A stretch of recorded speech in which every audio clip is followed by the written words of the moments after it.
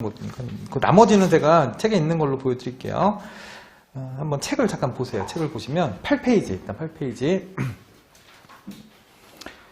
사업연도의 뭐 개념은 회계기간, 회계연도 이렇게 써있잖아요.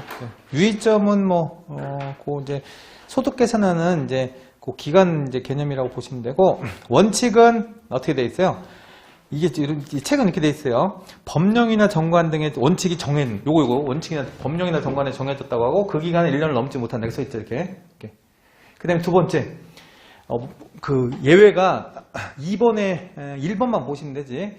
그래서 외국법인 말고 미규정시라고 해서 오른쪽이 아니고 2번에 1번이지. 1번에 보시면 법령이나 정관에 규정이 없으면 뭐라고 되어 있어? 그때 신고해야 한다 써 있잖아. 근데 신고를 해야 된다고 안 나오고 바로 1월 1일부터 12월 30일로 한다면 틀린 거. 오른쪽에 무신고시가 1월 1일부터 12월 30일이에요 지금. 이해하시겠죠? 그러니까 두 번째가 신고다 이렇게 하시면 돼. 그러니까 제가 뭘 포인트를 잡아드리는 것들이 있어. 여러분들 그거를 잘 보시면, 그러니까 선생님들의 나중에 뭐 자랑을 하는 거지. 이 선생님한테 배웠는데 자연스럽게 문제도 잘 풀리고 하는 거는 선생님들 포인트를 잘 잡아줬다는 소리야. 응?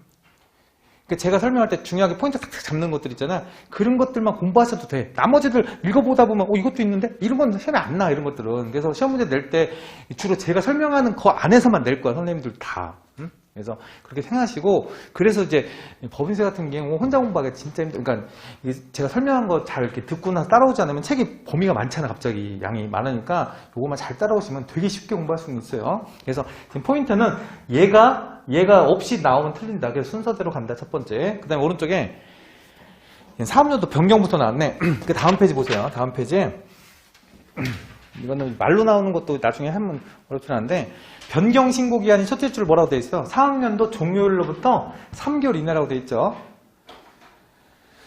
그 다음에 3번에 기한 후 변경 신고라면 어떻게 된다고? 내용이 이거야. 기한 후 변경은 올해는 변경 안 시키겠다는 거야. 응? 그 다음에 사업연도 의제라는 거는, 그럼 그 종전 사업연도, 그러니까 변경을 시키면 이 종전은 어떻게 할 거니? 종전도 한 사업연도로 보겠다는 소리야. 그 소리는. 아까 지금 이거 이제 그린 거 보면 알겠죠? 그러고 나서 그 사업연도 이제 밑에 다만 그 기간이 1개월이 안 되면 변경 후 사업연도로 넣겠다 이렇게 돼 있고, 그때는 1년이 넘을 수 있겠죠, 이렇게.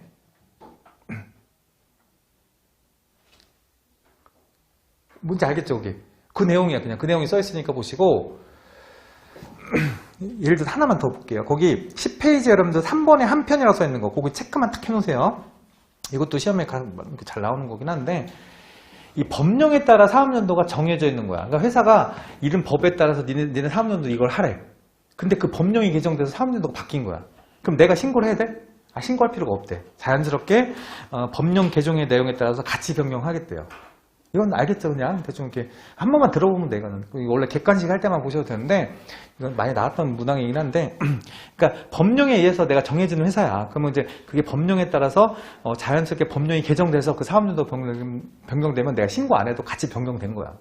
그게 있고, 2-1번 예제.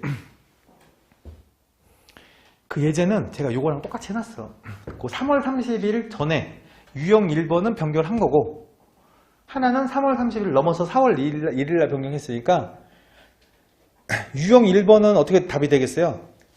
변경이 됐으니까 이렇게 됐겠지. 이렇게 변경되고 이렇게 되겠지, 이렇게. 그럼 요건 또 7월 6월 30일까지 가는 거고, 그 다음에 6월 30일 또 7월 1일부터 가는 거야, 이렇게. 2번은 요게 되겠지, 답이. 이게. 올해는 그대로 가고 내년에 바뀌면서 이렇게 가는 거지, 이렇게.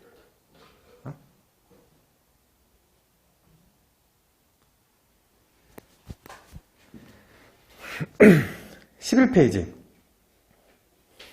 최초 사업연도 개시일. 언제? 설립 등기일. 근데 설립 등기 전에 손익을 발생했어. 요거 손익 발생됐다. 그러면 최초 손익 발생일. 그 내용이 써 있는 거야, 여기.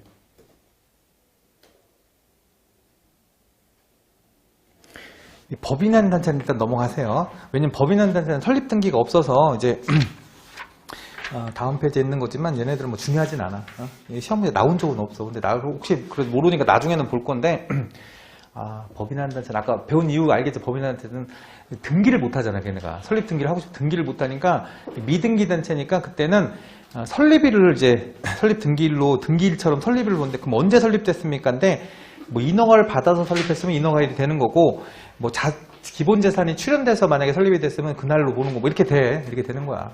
그래서 그런 개념 정도만 보시면 되고 특히 외국법인도 제가 공부 안 한 이유가 우리 이제 개인 소득세에서 뭐가 나오는 비거주자라는 게 있어. 그리고 외국법인 얘네들은 그럼 비거주자는 떠나서 이제 외국법인 같은 경우 이제 얘네들은 국내에 사업장이 있으니까 과세하겠지. 본점이 이제 외국에 있더라도 사업장이 국내에 있다는 소리잖아. 그래서 아니 국내에 사업장도 없는데 외국 법인이라는 게 있을 수 없잖아. 그래서 거기에서 과세 시키겠다는 소리야. 그래서 거기 납세지가 거기가 될 거고 그다음에 국내 사업장을 가지면 그날로부터 사업 개시를 하겠대. 뭐 이런 식이야. 근데 그래서 그런 개념 정도만 이해해 놓으시고 나중에 보시면 돼요. 그래서 그런 거 일일이 디테일한 걸 다 공부하다 보면 나중에 어려워. 그래서 그런 것들은 원래 큰 줄기만 일단 공부하셔도 그런 것들은 나중에 사이드로 붙여서 보시면 돼요.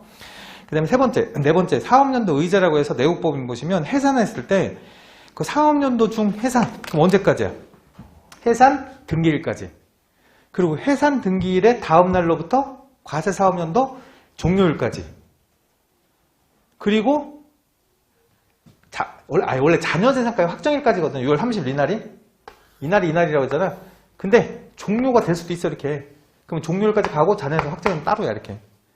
12월 30일이 이 사이에 이 자녀재산 확정되면 그날까지 끝나는 거고. 이게 여기 올 수도 있어요. 12월 30일 전에 올 수도 있으니까. 그 다음에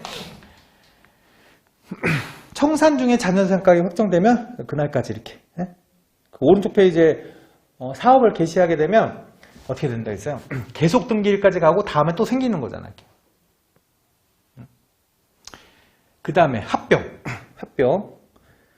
분할은 그날까지야. 그날까지. 그 뒤쪽에 없잖아 지금. 그 다음에 연결부터 볼게요. 맨 밑에 3번. 연결 사업연도 개시일 전날까지. 개시가 되면 끝난 거야. 우리는 없어. 저리로 넘어간 거야. 맨 밑에 거. 그 가로 3번. 뭔지 알겠죠? 근데 가로 2번은 제가 쓰진 않았는데 그것도 아까처럼 가볍게 이쪽도 중요하니까 알아두세요. 조직변경이라고 해서 내가 만약에 주식회사를 하고 있어. 주식회사. 근데 주식회사인데 이 조직변경이라는 건 우리가 주식회사 말고 이건 유한회사로 바꾸겠다. 아니면 한명합자회사. 이게 회사가 이제 형태가 바뀌는 거야. 어떻게 보면 내부. 그 조직변경이 되더라도 사업연도 변경은 안 돼. 회사가 없어지는 건 아니고 내부적인 구조를 바꾸는 거기 때문에. 그래서 그게 뭐라고 되어 있어요?